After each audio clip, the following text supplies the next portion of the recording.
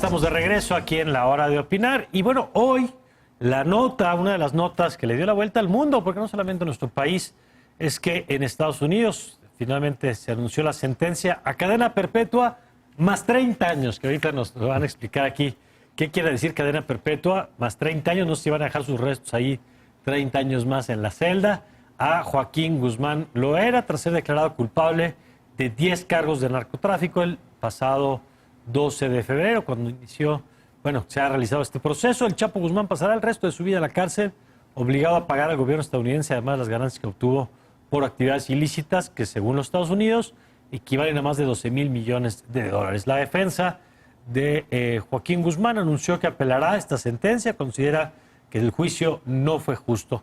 Y para analizar lo que ocurrió allá en Nueva York, me acompaña Gerardo Rodríguez Sánchez Lara, profesor investigador de la Universidad de las Américas en Puebla, especialista en temas de seguridad. Gerardo, ¿qué tal? Muy buenas noches. Buenas noches, Mario. Gracias por la invitación. Oye, a ver, pues llama mucho la atención, naturalmente, por el personaje.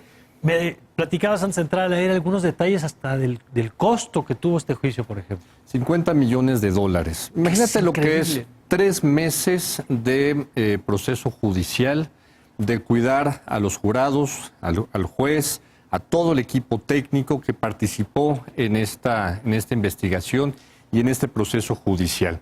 De estos 50 millones, platicábamos fuera del aire, yo sí creo que un porcentaje alto fue para proteger a todos estos estadounidenses. Bueno, cada traslado, ¿no? Cada traslado, casi cerraban el puente subterráneo que conecta Nueva York con Brooklyn, etcétera. Entonces, fue indudablemente el juicio del siglo, tanto por el costo, por la atención mediática. Todos los portales, periódicos, televisiones en todo el mundo trataron este tema, porque el Chapo Guzmán se convirtió en el fugitivo número 1 después de Bin Laden. Imagínate el nivel. Pidieron 5 millones de dólares por su captura, pero lo importante también es cuánto invirtió el Estado americano en atrapar al Chapo Guzmán. Millones de dólares. De esto gana algo en términos económicos el gobierno de Estados Unidos. Ahorita dábamos esta cifra de la que se estima es una fortuna del Chapo Guzmán. ¿Eso se recupera de alguna manera? Mira, este es un cálculo. Siempre en temas de delincuencia organizada es muy difícil hacer cálculos precisos.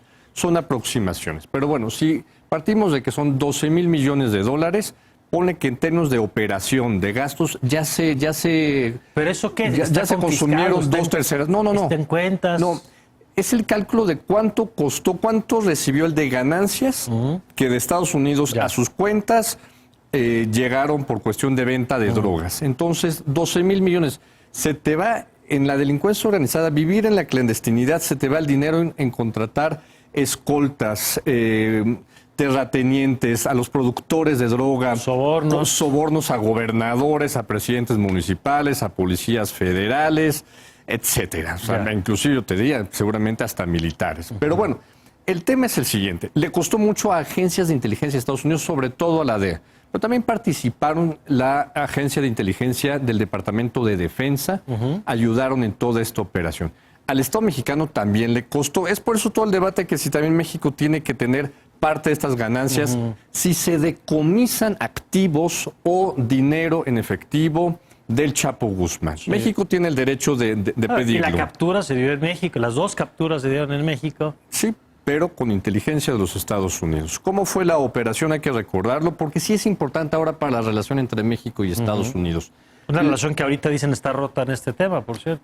Sigue al más alto nivel en temas de seguridad. Sí. Aunque la relación está tensa en materia política por el tema de migración. Sí se mantiene la cooperación. Sí, porque hay profesionales de la cooperación en el Ejército, en la Marina, en Policía Federal. ¿Y cómo opera esa cooperación en un caso como este? Mira, ¿cómo fue la situación? La DEA tenía la posibilidad técnica de encriptar los Blackberries que fueron decomisados a los guardaespaldas del Mayo Zambada, que fueron detenidos, ¿te acuerdas? En Sinaloa, en el primer operativo en el que se escapa, logra escapar a Mazatlán el Chapo Guzmán, logran desencriptar estos Blackberries, pero también el Chapo Guzmán comete el error de prender uno de estos teléfonos, no sé si fue uno de los satelitales o el Blackberry, lo prenden y quien tenía la capacidad de intervenirlos era la DEA. La DEA, y creo que fue también con apoyo de los satélites del Pentágono, de la Agencia de Inteligencia de Defensa de los Estados Unidos. Y la información, en cuanto supieron que estaban en este edificio de departamentos en Mazatlán, tienen la localización precisa, la información se la dan a la Unidad de Inteligencia Naval de la Secretaría de Marina. Ellos trasladan la información al Grupo de Operaciones Especiales de la Infantería de Marina. La Infantería de Marina le llama al Ministerio Público asignado para ocasiones especiales. Al Ministerio Público le dicen, te trepas al helicóptero, no sabes ni a qué vas, te pones tu chaleco, te pones tu casco, porque sí es una situación, porque una vez que lo atrapan, tiene que, por el debido proceso, tiene que acompañar un Ministerio Público. Ahí estamos hablando de la segunda captura, la que lleva finalmente a la extradición. Exactamente. Entonces, te estoy hablando de la primera. De la primera. Ya. Entonces, porque la segunda, esa fue ahí. Y hay que reivindicar, por ejemplo, a la Policía Federal. Cuando el Chapo Guzmán sale de la sierra de Sinaloa, se va por carretera en un carro muy rústico, pero va a sobre velocidad, sí, alta velocidad. Es detenido por policías federales que tenían ya también una alerta de que había el robo de un coche, ¿no? Lo capturan y le preguntan, ¿y usted quién es? Y lo identifican. Y lo meten a un hotel para protegerlo. Y la Policía Federal, desde el mando central, les mandan refuerzos. Imagínate lo que es atrapar a un tipo como el Chapo Guzmán. ¿Cuánto les ofreció a esos pobres 2 policías federales que ganaban, ahora ya lo sabemos, ponle 17,000 pesos en esa época? ¿No? Entonces, les habían ofrecido millones de pesos. Pero estos 2 policías federales lo mantuvieron capturado, ¿no? Recibieron apoyo de la federal. Y lo pudieron entregar y finalmente extraditar. Te decía Gerardo, te vienes a entrar al aire. Sin duda, dices el juicio del siglo, un personaje pues que da para todo el material que quieras, desde la ficción, las novelas, la investigación periodística. Pero ¿qué impacto tiene en términos de la droga en el país una sentencia de una persona en concreto? Mira, para Estados Unidos es muy importante el mandar la señal de que estamos atrapando a los que están en nuestros objetivos principales, en nuestros most wanted people, ¿no? Entonces, porque es atrapar la impunidad al más alto nivel de sus kingpins, de sus grandes lords de la droga, de la delincuencia organizada o del terrorismo. Entonces, están mandando un mensaje a los otros que están en la lista.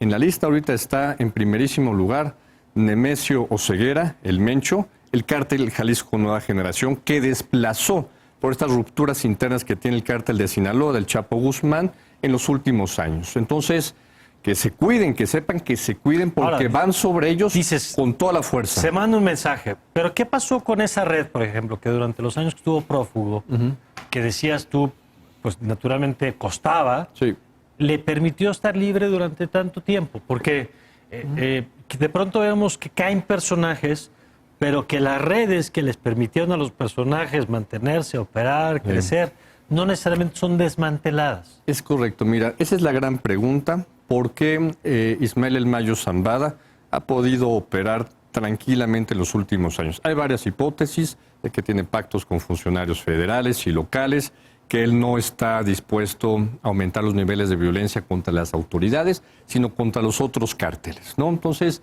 el Chapo Guzmán recargó su autoridad mientras que estuvo en prisión en Ismael El Mayo Zambada y en Azur El Esparragosa.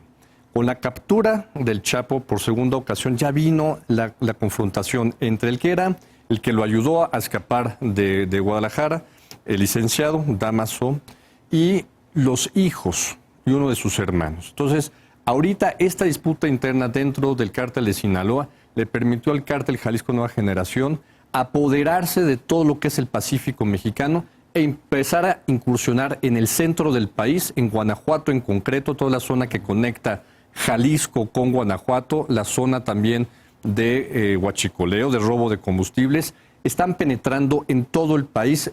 La estrategia del cártel Jalisco Nueva Generación es mandar gente de Sinaloa o de Jalisco a los estados del centro-sur del país y les da patentes de corso, es decir, tú eres mi representante. Entonces, tú tienes la patente de corso para robar, extorsionar, robar hidrocarburos, pero la compra de droga me la compras a mí, metanfetaminas, otros tipos de drogas. Entonces, eso está haciendo el cártel Jalisco, que se empiece a confrontar con los cárteles tradicionales desmembrados por las últimas guerras del gobierno federal. Entonces ha ganado mucha presencia. Un juicio como este arroja mucha información. Todos los testigos decían lo que habían visto, lo que había operado, quiénes, cuánto, dónde, montos.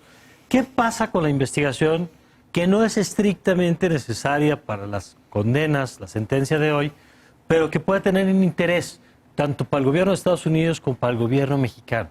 Mira, hay muchas declaraciones que como son juicios orales, a veces no están acompañadas de pruebas, porque pues tú no vas a tener pruebas necesariamente claro, no de los actos de tortura que hizo el Chapo Guzmán en Sinaloa, en la sierra. Entonces, pero debe de haber libretas, debe de haber computadoras, mucha de la información está en la mente de estos capos. El tema es hacer esta vinculación, pero sobre todo lo que tú dices es hacer las conexiones, las redes de corrupción, de lavado de activos, lavado de dinero, que conectó a empresas que operan de manera regular para lavar dinero de estos cárteles. Es impresionante la economía informal que genera todo el negocio de la droga en México. Después de la sentencia de hoy, ¿qué seguiría? Incluso legalmente decíamos que la defensa va a impugnar. Entiendo que el propio Joaquín Guzmán lo hizo declaraciones diciendo que lo han mantenido prácticamente torturado durante 30 meses en condiciones inhumanas. ¿Qué sigue en términos del proceso legal? Sí, él tendrá esta figura para apelar esta decisión. Prácticamente tiene cero posibilidades, ¿no?, de que pueda prosperar. Tendría que ser un tema que vaya hasta la Suprema Corte de Justicia de los Estados Unidos. No creo que prospere. Lo que sucederá en términos personales para él es que vivirá un infierno. Esta cárcel se encuentra en las Rocallosas, en las Rocky Mountains, aislado de todo absolutamente. Entonces, lo interesante va a ser seguirle el rastro a los bienes que tenga. Casas en Estados Unidos, casas en México, inclusive en Europa, en Asia, en China, de tener activos, de tener mucho dinero también en efectivo. Entonces, si el gobierno mexicano quiere dar con activos, tiene que seguir la pista del dinero. Pero si quiere, por ejemplo, dar con conexiones de protección, exgobernadores, expresidentes municipales, funcionarios federales, tendría que tener un trabajo de cooperación con la DEA, porque quien tiene la información son los subalternos del Chapo Guzmán. Eran sus socios, sus hijos, ¿no? Los chapitos son los que están ahorita confrontando a los Dámasos, ¿no? Entonces, y los Dámasos hay que recordarlo.